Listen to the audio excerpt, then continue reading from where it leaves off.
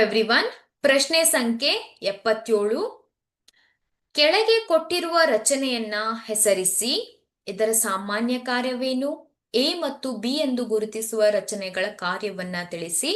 ಈ ರಚನೆಗಳು ಪ್ರಾಣಿಗಳಿಗೆ ಶೀಘ್ರ ಪ್ರತಿಕ್ರಿಯೆಗಳನ್ನ ನೀಡಲು ಪರಿಣಾಮಕಾರಿಯಾಗಿವೆ ಏಕೆ ಅಂತ ಇದೆ. ಈ ಕೊಟ್ಟಿರುವಂತಹ ಒಂದು ರಚನೆ ಏನದು? ಅದನ್ನ ನಾವು ಪರಾವರ್ತಿತ ಚಾಪ ಅಂತ ಕರಿತೇವೆ ಅಲ್ವಾ. ಇದರ ಸಾಮಾನ್ಯ ಕಾರ್ಯ ಏನು? ಪರಾವರ್ತಿತ ಚಾಪದ ಸಾಮಾನ್ಯ ಕಾರ್ಯವೇನು? ಪ್ರಚೋದನೆಗೆ ಅತ್ಯಂತ ಶೀಘ್ರವಾಗಿ ಪ್ರತಿಕ್ರಿಯೆಯನ್ನ ನೀಡುವಂಥದ್ದು ಇದರ ಕಾರ್ಯ. ಪ್ರಚೋದನೆಗೆ ಶೀಘ್ರವಾಗಿ ಪ್ರತಿಕ್ರಿಯೆಯನ್ನ ನೀಡುವುದು. ಇಲ್ಲಿ ಎ ಮತ್ತು ಬಿ ಎಂದು ಗುರುತಿಸಿರುವ ರಚನೆಗಳ ಕಾರ್ಯವನ್ನ ತಿಳಿಸಿ. ನೋಡಿ, ಇಲ್ಲಿ ಎ ಅನ್ನುವಂತ ಭಾಗ, ಇಲ್ಲಿ ಬಿ ಅನ್ನುವಂತ ಭಾಗಗಳನ್ನ ಗುರುತಿಸಿದ್ದಾರೆ. ಇಲ್ಲಿ ಎ ಅನ್ನುವಂಥ ಒಂದು ಭಾಗ ಏನ್ ಮಾಡುತ್ತೆ? ಅದು ಜ್ಞಾನವಾಹಿ ನರಕೋಶವನ್ನ ಸೂಚಿಸುತ್ತೆ. ಇದು ಸಂದೇಶಗಳನ್ನ ಗ್ರಾಹಕಗಳಿಂದ ಸ್ವೀಕರಿಸಿ ಮಿದುಳು ಬಳ್ಳಿಗೆ ಸಾಗಿಸುತ್ತೆ ಅಲ್ವಾ. ಎ ಅನ್ನುವಂಥ ಭಾಗ ಏನ್ ಮಾಡುತ್ತೆ?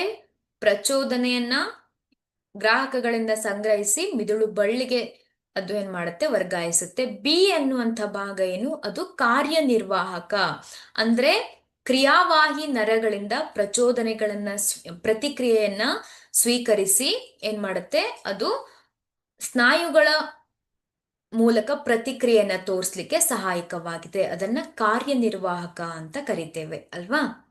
ನಂತರ ನೋಡಿ, ಈ ರಚನೆಗಳು ಶೀಘ್ರ ಪ್ರತಿಕ್ರಿಯೆಗಳನ್ನ ನೀಡಲು ಪರಿಣಾಮಕಾರಿಯಾಗಿದೆ ಏಕೆ ಅಂತ ಕೇಳಿದ್ದಾರೆ. ಇಲ್ಲಿ ಶೀಘ್ರ ಪ್ರತಿಕ್ರಿಯೆಯನ್ನ ನೀಡಲಿಕ್ಕೆ ಪರಿಣಾಮಕಾರಿಯಾಗಿದೆ ಅಲ್ವಾ. ಇಲ್ಲಿ ಮಿದುಳಿನ ಆಲೋಚನಾ ಭಾಗದಲ್ಲಿ ಪರಿಷ್ಕರಿಸಿ ಪ್ರತಿಕ್ರಿಯಿಸಲ್ಪಡುತ್ತದೆ. ಇದು ನಿಧಾನವಾದ ಕ್ರಿಯೆಯಾಗಿದೆ. ಆದ್ರಿಂದ ಮಿದುಳು ಇಲ್ಲೇನಾಗಿದೆ? ಮಿದುಳು ಈ ಒಂದು ಪರಾವರ್ತಿತ ಚಾಪದಲ್ಲಿ ಕಾರ್ಯವನ್ನ ನಿರ್ವಹಿಸುವುದಿಲ್ಲ. ಮಿದುಳು ಬಳ್ಳಿಯ ಮೂಲಕ ಏನಾಗತ್ತೆ? ಪ್ರತಿಕ್ರಿಯೆಯನ್ನ ನೀಡಲಾಗತ್ತೆ. ಆದ್ದರಿಂದ ಶೀಘ್ರವಾಗಿ ಪ್ರತಿಕ್ರಿಯೆಯನ್ನ ನೀಡಲಿಕ್ಕೆ ಈ ಪ್ರಾಣಿಗಳಲ್ಲಿ ಈ ಒಂದು ರಚನೆಗಳು ವಿಕಾಸಗೊಂಡಿದೆ. Thank you.